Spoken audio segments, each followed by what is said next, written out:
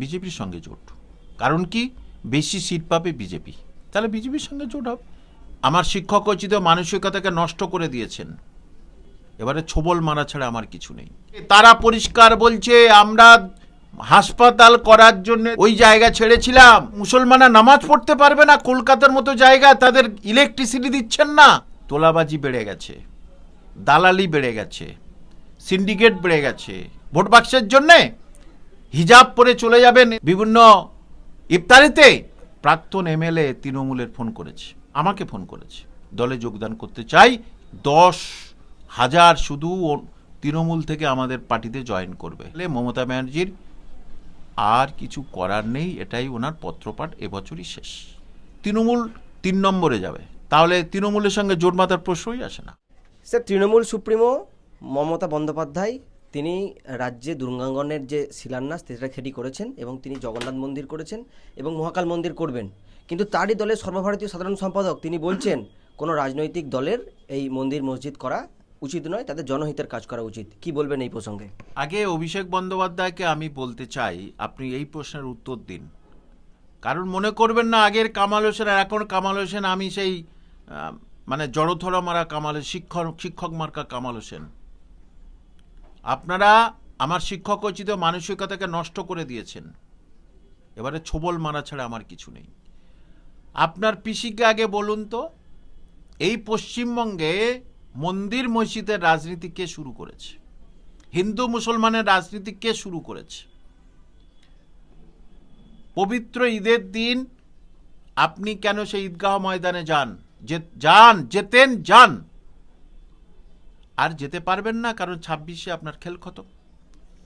তাহলে এই যে জগন্নাথ ধাম কে করলো?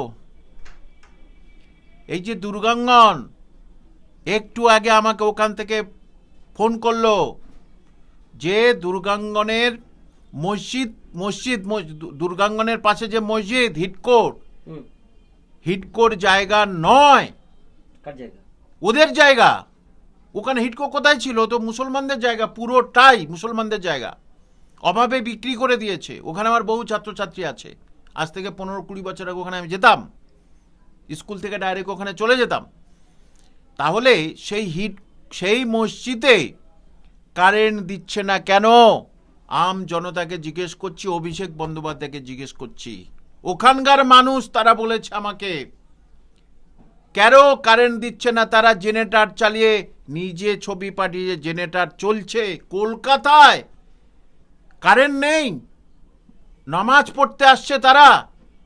আপনি মুসলিম দরদি, আপনার দল মুসলিম দরদি, তাহলে আপনি দুর্গাঙ্গন করছেন ওর একটু পাশে। তারা পরিষ্কার বলছে আমরা হাসপাতাল করার জন্য দুর্গাঙ্গনে জায়গা দিয়েছিলাম, দুর্গাঙ্গন নয়, ওই জায়গা ছেড়েছিলাম। আজকের সেই জায়গা দুর্গাঙ্গন করছেন কেন? আপনি মুসলমানদের ভালোবাসেন? তাহলে মন্দির মসজিদের রাজনীতি কে করলো, শুরু করলো কে? অভিষেক বন্দ্যোপাধ্যায়। আপনাকে আমি জানাচ্ছি এটা কে করলো, বলুন, জবাব দিন। ভাববেন না কামাল হোসেন হচ্ছে কে চুপ থাকবে। চুপ করার প্রক্রিয়া শুরু করেছিলেন, পারবেন না।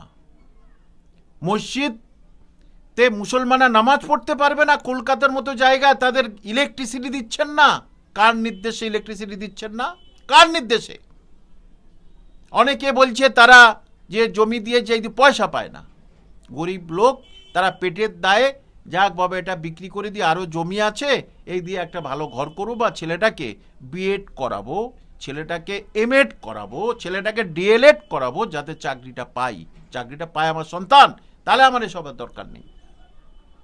উনি কি করে বলেন যে মন্দির মসজিদে রাজনীতি করি না, উন্নয়নের রাজনীতি করি? এটা পশ্চিমবঙ্গে উন্নয়ন হচ্ছে? তোলাবাজি বেড়ে গেছে, দালালি বেড়ে গেছে, সিন্ডিকেট বেড়ে গেছে, পরিযায়ী শ্রমিক 1.5 লক্ষ হয়ে গেছে, 1.5 কোটি হয়ে গেছে, তার মধ্যে 90 লক্ষ হচ্ছে কি মুসলমান, কোট আনকোট। সঠিক প্রমাণ হয়তো নেই, কিন্তু এটা শোনা যাচ্ছে, পাচ্ছি বিভিন্নভাবে। মাদ্রাসার বহুদিন চাকরি বাকরি নেই, এসএলএসটি তো 2010-এর পরে, 2016-র পরে হলো, সে আজও হবে কি তার ঠিক নেই, নিজেদের দোষ।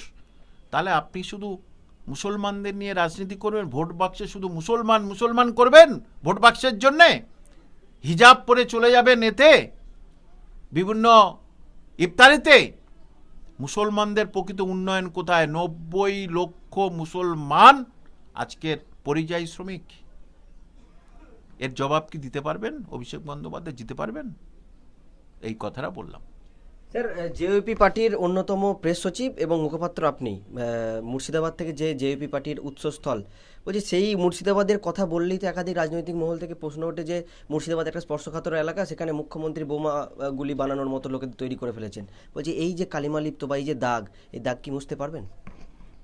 নিশ্চয়ই মুছবে, নিশ্চয়ই মুছবে।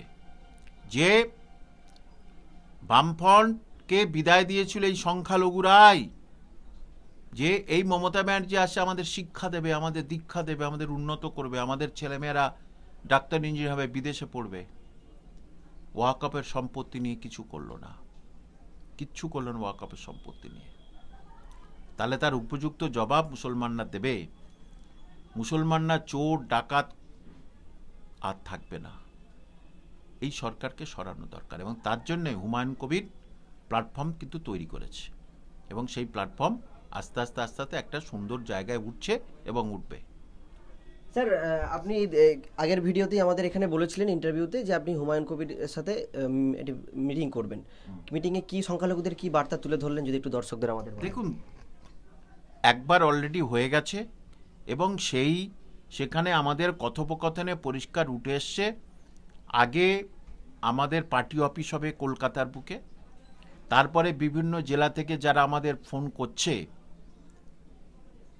প্রাক্তন এমএলএ তৃণমূলের ফোন করেছে, নাম আমি বলবো না তো, আচ্ছা, আমাকে ফোন করেছে, দলে যোগদান করতে চাই, সরকারকে দেখাতে চাই, জান প্রাণ দিয়ে লড়বো মুসলমানদের জন্যে। তাহলে শুধু সময়ের অপেক্ষা। ব্রিগেডে এই মাসের শেষে আমাদের 10,000 শুধু তৃণমূল থেকে আমাদের পার্টিতে জয়েন করবে, আপনি দেখে নেবেন। তবে স্যার, ধরে নিতে পারি যে শুধুমাত্র মুসলিমরা তিতবিরক্ত নয়, মুখ্যমন্ত্রীর দলের এবং তার প্রাক্তন যে এমএলএ এমপি তারাও তিতবিরক্ত তার দলের প্রতি। অবশ্যই, একজন না খাবে আরেকজন না খাবে না, কোট আনকোট। যে হচ্ছে কে কোট আনকোট বলছি, হতে পারে নাও হতে পারে, টাকা তুলে দেবে সে আশীর্বাদ পাবে, যে টাকা তুলে দেবে না ভদ্র নম্র সে কিছু করতে পারবে না। যে সঠিক কথা বলবে তাকে দলের স্থান নেই, তাকে দলের প্রতি তার হচ্ছে কি অনীহা থাকবে। যেমন কামাল হোসেন সঠিক কথাটা বলতে যে সঠিক পরামর্শ দিতাম, মুসলমানদের উন্নয়নের জন্য স্কুল সার্ভিসের উন্নয়নের জন্য 11খানা চিঠি দিয়েছিলাম, পছন্দ হয়নি। দেখলাম কেমন যেন কেমন কেমন সব ভাবছে, মুখের উপরে ছুঁড়ে দিয়ে চলে আসলাম। আমি রাজনীতি করে খাই না, তোলা তুলে খাই না।